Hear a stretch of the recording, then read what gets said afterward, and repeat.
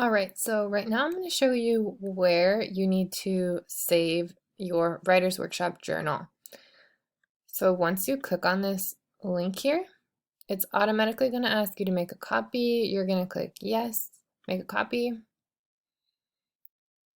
So I have mine right here. I'm just going to use this one because it's on. All right, so where is this document right now? In the last video, we just organized our Google Drive.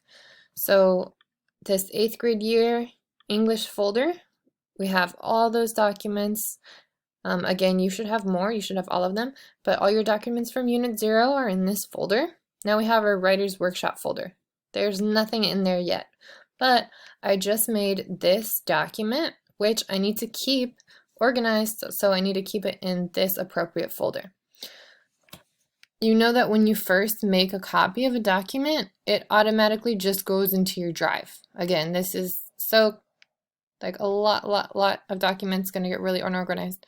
So once you make your copy, in order to put it in the right folder, this is one option for you. You can click move. Let's put it in my 8th grade folder, then in my English, and then in Writer's Workshop. And I'm going to move it here.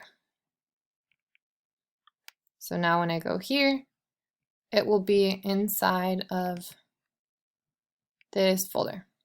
Awesome. So that's where you should always keep it. That way you know where it's at. We're going to be using this a lot.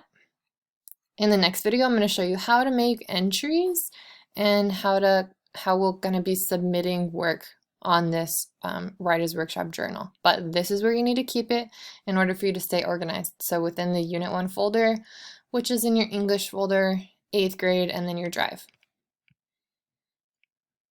Awesome. So make sure that you do that in order to keep everything organized. Once you open the document, make sure it's in the right spot.